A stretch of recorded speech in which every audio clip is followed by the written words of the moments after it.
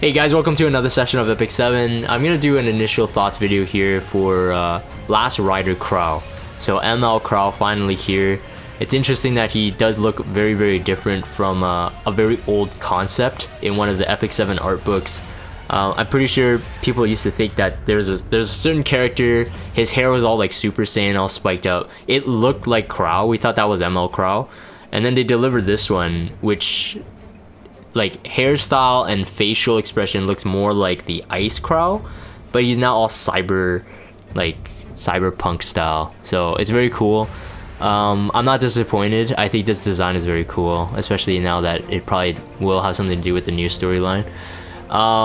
These screenshots are taken from the video from the official Epic 7 YouTube channel, so definitely check it out if you haven't watched the entire thing. It's very cool, and there's really good lore behind it. I'm just pulling out some of these cool like screenshots. This is like a draft, but even this draft, like you can tell the wheels are not like perfectly circular, but you can tell, I mean, it looks really good. This is Siegfried, so instead of the horse, now he rides a mechanical horse.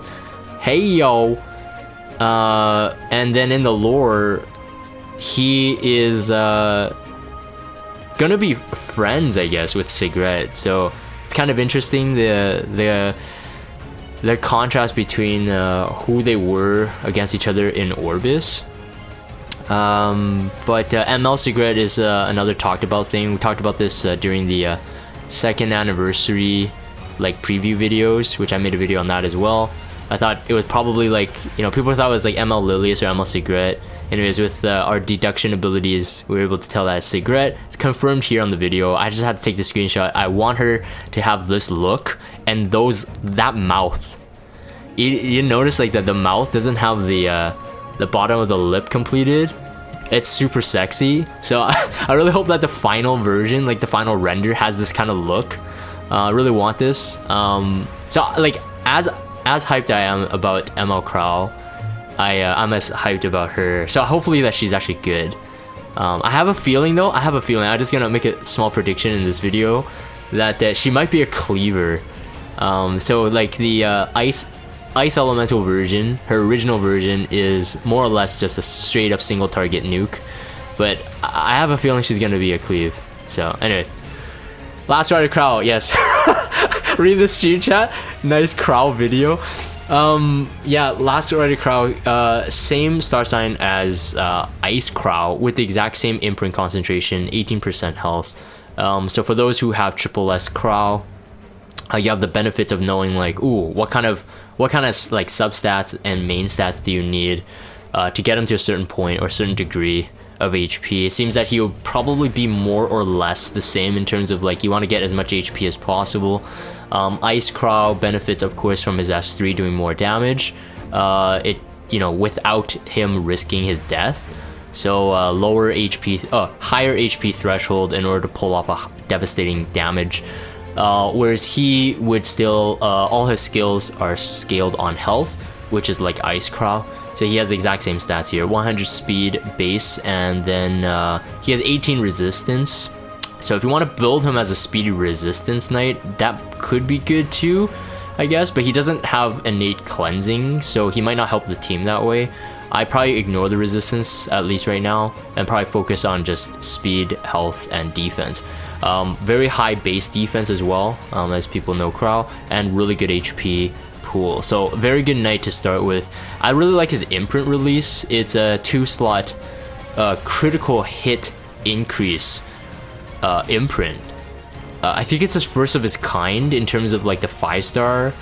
People on stream were telling me that Assassin Kali has a 2-slotter, and then that reminded me that the Ice, I think Corinne also has 2-slot crit rate, but because they're 4-star, the amount of crit rate they gain from it is much lower. So I believe he is the first one to have a 2-slot crit rate imprint on the release, whereas a ton of people have AoE imprints, and we're kind of used to that. It's a 14 point something percent, so 17.4. I mean, I think he's going to be a good support hero, so I mean there could be fights even in RTA, and before you go into the fight after the pick and ban phase, you can actually set imprint release or concentration on the fly, so that might be useful to have. But of course we're talking whale talk, for those who are able to get triple S like from the get-go, you'll be able to play with these kind of modifying toys. But for those who have of us who are like, you know, poorer, maybe we get ML Krau, maybe have like one Ice Krau imprint, we'll just have to wait. So S3 first. S3, so it reads this, so summons Siegfried and attacks all enemies, so AoE, before granting immunity to all allies for 2 turns, and then penetrates defense but cannot trigger a critical hit. Damage dealt proportional to the caster's max health, and then damage dealt increases every time this skill is used and can stack up to 3 times.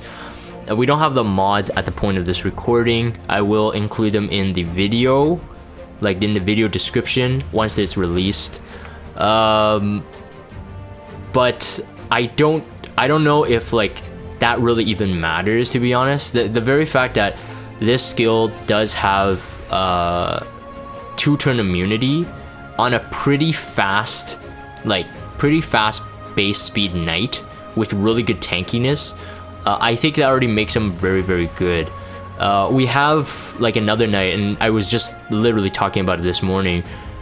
Fire Cecilia being able to be like a very fast knight, so holding Aureus, holding Adamant Shield for damage mitigation, but then also set off an immunity buff for the entire team is very good. That's literally, I think, the biggest reason why people even started building Fire Cecilia or even had used her. So I think in this case, just for Last Rider Krau, the immunity buff itself is very, very good, which I think, you know, you want to get him very, very fast in terms of his build. We'll talk about his build completely after his kit analysis, but like that's number one. I think the immunity buff is fantastic. Penetrating defense, it cannot do a critical hit, but it's still based on some sort of damage mod, so it's not true HP damage.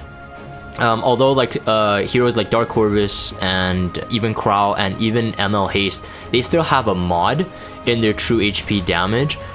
This has a fact of saying that it penetrates the defense, so it makes me feel that no, this is obviously not a true HP damage mod, but we'll have to see the scaling of the health versus the attack.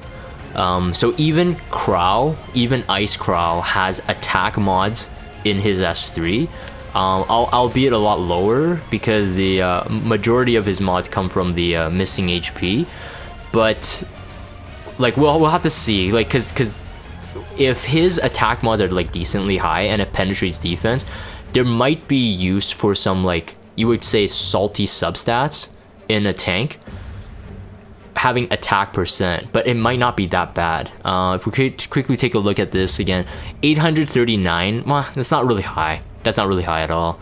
So maybe like flat attack or something. It may not be the saltiest thing, but again, it does determine on the scaling of the mod itself, the damage mod. But the very fact that it can stack up to 3 times might be pretty devastating. In the video, although I don't have a screenshot in terms of the damage example, I think people were saying that he had like about 22,000 HP, did about like 4,000 to 5,000 damage AoE.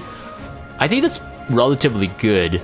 Thinking that it's a knight and he's doing AoE damage, that's pretty good. The other thing is that his soul burn here is only 10 souls, and it decreases the skill cooldown by 2 turns. If you mola this to a +3, you get -1, so it's 6 turns, not the 7 turns at the top corner. So that's 4 turns there, and then his passive will kick in, which we'll talk about. So I think if you are going to use him, I think honestly you would probably want to max mola this anyway. Just because based on the damage, I'm pretty sure the examples are using max mola, but if it's not using max mola, then he can even do even more damage, so that's actually going to be very, very good. Yeah, so I mean there's a 30% damage here, so if you want to really use his S3 as damage, I would definitely say max mola that 100%. This is a part of the ending of his S3 as he's about to land into the wave of enemies. I should taken the screenshot of the damage. Yeah, so code number 00, this is S2, it's a passive skill. It reads, after suffering an attack that targets all allies, decreases the caster's skill cooldown by 1 turn, grants a barrier to all allies for 1 turn, barrier strength increases proportion to the caster's max health, barrier effect can only be activated once per turn. Okay, so barrier effect can only be activated once per turn, but it doesn't say that about the reducing cooldown. So the assumption here is that every single AoE he receives, it reduces the cooldown. So that's actually very, very good. I think he would most likely be used in either anti-cleave comps, or, yeah, well, mainly anti-cleave comps. Otherwise, I think there are better or stronger immunity buffers than him, unless you want like a pairing of like immunity buff with AoE damage, which he brings as well. The barrier strength is up to 50% if you max this, and most likely you will max this as well. The example shown in the video though doesn't seem too promising, as again I think that was a 22,000 HP Krau, and then was it 26,000? Oh, I'm not quite sure. Anyways, but if you take a look at the barrier percent on that Krau right there, that's actually very, very low. And I think we're all like kind of used to roughly what a Remnant Violet would have, like maybe 10,000 HP up to 12,000. I mean, I've seen something as crazy as 14,000 HP, but lack damage. So let's say if it's like a 10,000 HP barrier, right there, that's like less than 25%. It does scale on Krau's max health. Oh yeah, people are saying that it is 26,000 in the example. Okay, 26,000 in the video, 26,000 HP. So it doesn't seem to be like a very, very big barrier. But in my opinion though, I mean, like, I don't think he's supposed to be competing with the Fallen Cecilia. Completely different knights. And I don't mind it, to be honest, because if his barrier is activated and it's AoE, it's not really like FCC's where she can only go to the lowest target. Yeah, she has a bigger barrier, but it's a really single target. That's not counting her initial barrier though, and then that's just not a fair comparison in my opinion. So I think overall I think that's good, because it depends on how much HP you can get him, and depends on your either your defense team or your RTA draft. You might be able to survive a bit, right? Just like an extra touch, like a 1k 2k barrier is most likely enough able to help in anti-cleave scenarios. So I think that's okay. And in the S1 also scales damage is scaled proportional to his max health, increases speed to the caster for 1 turn. So this is kind of interesting.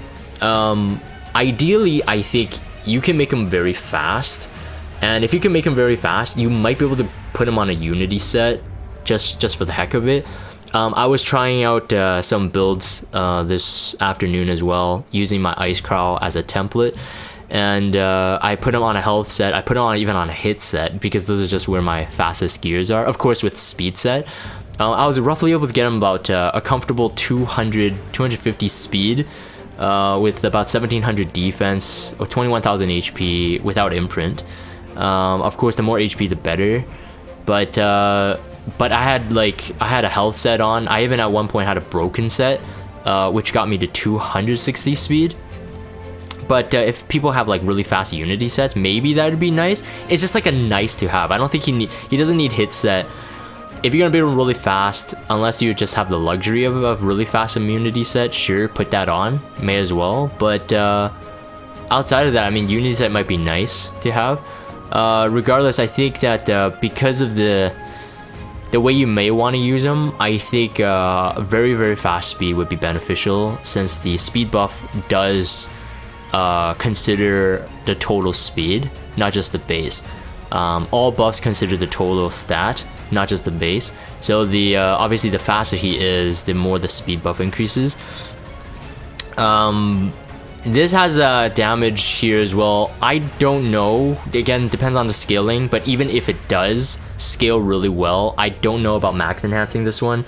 I do think that most of where you're going to use him is going to be in an anti-cleave scenario. So maybe arena defense, kind of paired up sort of like what they had here. Maybe not exactly, you know, throw Rowana in there. That's like the new flavor right now. And you know, Tempest Surin, and have him there. In terms of artifacts, I think, you know, he can use any knight artifact that mitigates damage. So he'll be a good Adamant Shield holder. He'll be a good Aureus holder, especially with his high HP pool. That's why he would be pretty good with Aureus.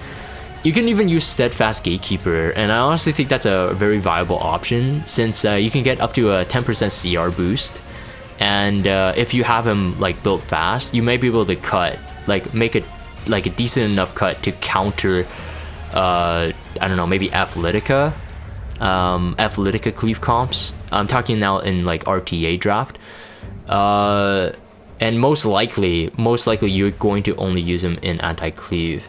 I really did think about this. Like, if you were gonna draft him into what's predominantly like the horseman comp, again, unless his S3 is insanely like high damage and you get him like really speedy, you might not want to draft him in that. But if he does do like amazing damage, honestly, in horseman drafts he might output just enough damage. You do have to think about that when Frenzy kicks in as well, since it penetrates defense, his S3 might, you know, be very good, right? So I think overall, my thoughts about Last Rider Krau is that he's not like he's not like a broken hero, but because we're facing like a predominant like tank meta, we're almost like looking at all the tanks, what they can do in their like full entire kit, and then where we can slot them. Because I do feel like right now, if you have a tank, you have high chances of like just like winning every fight. I'm talking like Guild War, Arena. Like if you're gonna offense Arena with a knight, and even defense Arena right now, like FCC right now is like one of the top Arena defense heroes again, just because of Tempest Siren and Rowana and stuff like that. So I think he will fit really well in the current meta. Now, I will say one thing before I close off, that Smilegate made it very apparent with the new hunt and new equipment coming, it's supposed to deal with this really tanky meta. And like I'm just a bit like on the edge. Like I think he, like right now, if we don't know about a new hunt, we don't know their plans of kind of like quote unquote nerfing tanky units, and we don't know about the new sets, I think I would say he's a must pull for sure. Very, very good to have in RTA scenarios. If you're dealing with cleavers, honestly, he and FCC combined would pose kind of like a dilemma for the opponent. So I think he's a definitely must have. But just because I want to stay on the safe side in terms of telling everybody like, gotta ham for him, you gotta ham for him, you just have to, we just have to be kind of wary about like, would the new sets kind of make him more like normal, or you know, or will he still shine, right? So again, I think a couple things determining is his damage mods. That's number one. We have to see. We need to see his barrier mod as well, to find out whether that showcase video that Smilegate did was that max Moled barrier. We can sort of deduce it based on the data mine coming in later. So yeah, I think that's pretty much it. Explain all the kit. I think everybody is smart enough to know that he is good. It's just that you know, is he a must pull? I'm on the fence. I want him just because he looks really cool though, and because I struggle with cleave comps in RTA, so I would like him in my pocket for sure. All right, so I'm gonna include this part to the end of the video. That so we got the data mine early, and again to Ufiend throwaway for releasing the data mine, actually a very, very timely matter. I'm assuming it has something to do with the data being available earlier as well, but always very good job, so thank you for that. Big shout out to you.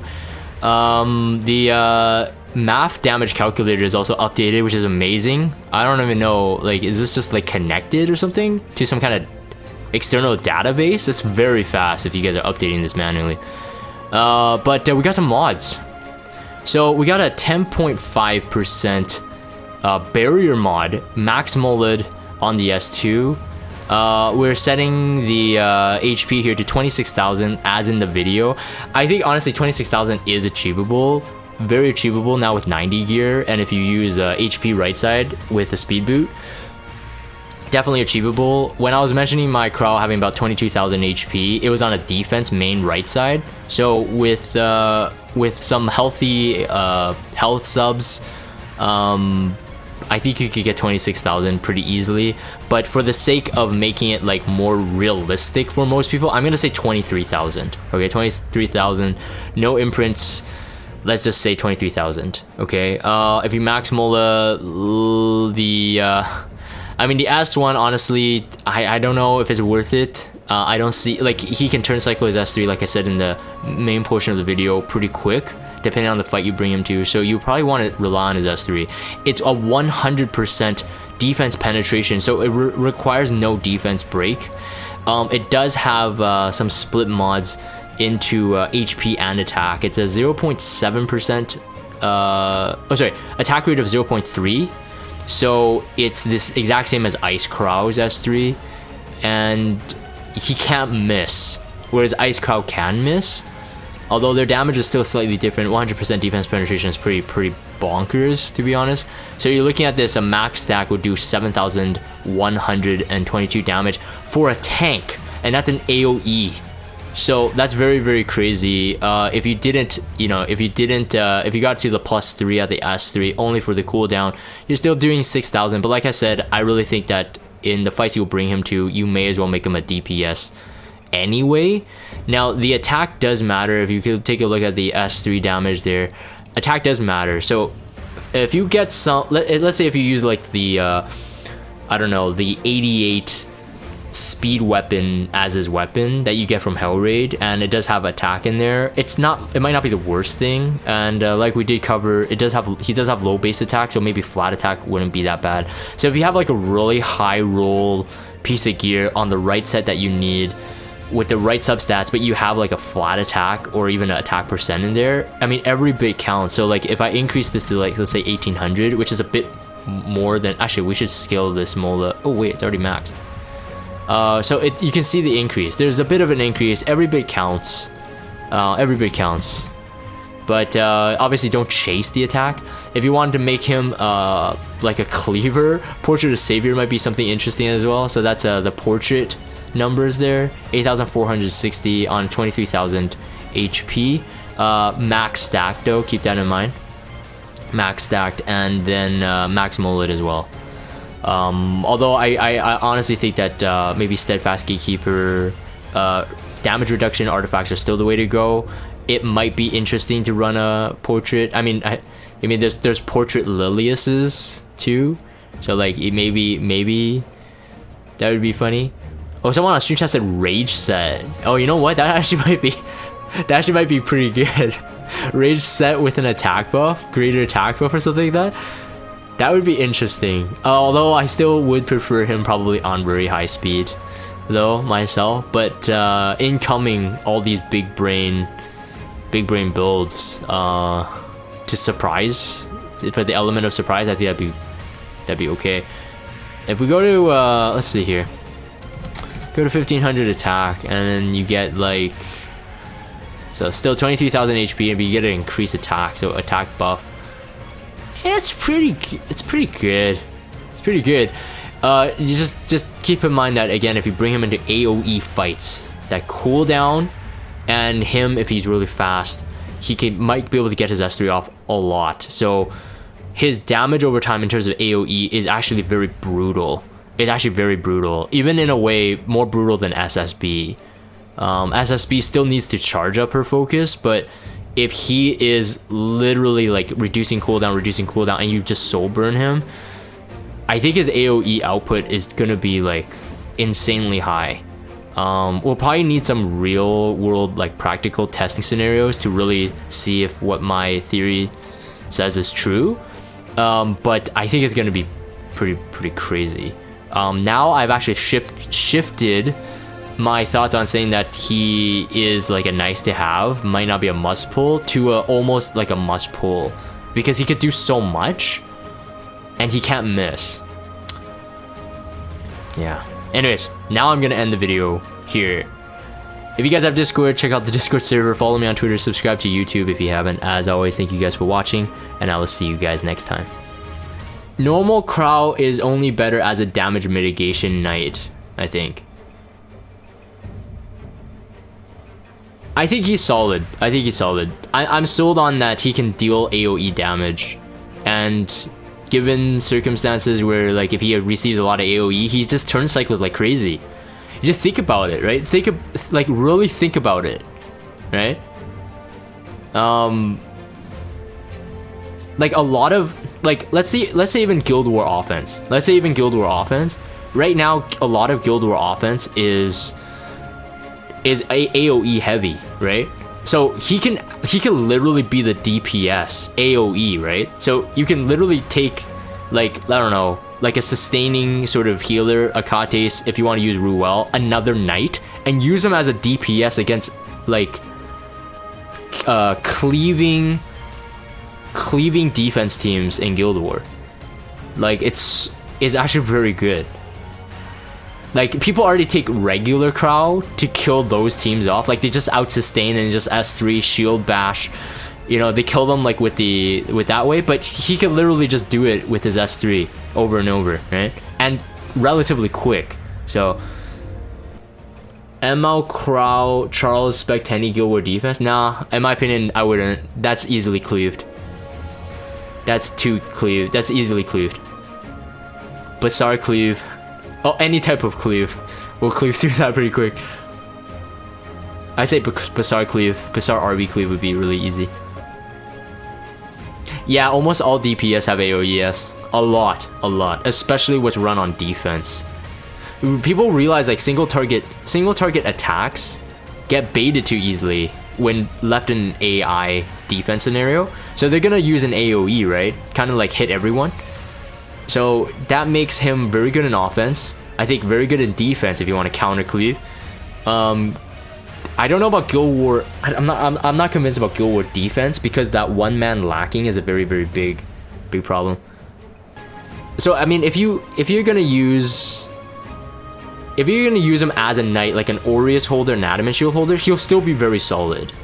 So, because he has an immunity buff and a speed buff, self-speed buff, and he does damage. So, in my opinion, you could. He just doesn't have a defense buff, which is preferred on knights, or some kind of innate damage mitigation right now. At least those are the things that people want. Like, FCC has skill null barrier, right? Provokes to take away the damage. Lilius has cleanse, provokes also to take away the damage. So he doesn't have that. So in terms of like a reliable tank knight, he might be the weaker choice, but I think he's very specialized and he'd still be decent though. That's the thing. Speed HP then, if I pair him with Lancia Ruel. I would go speed no matter what. HP set would be a nice to have, not a must to have. I think it depends on your substats.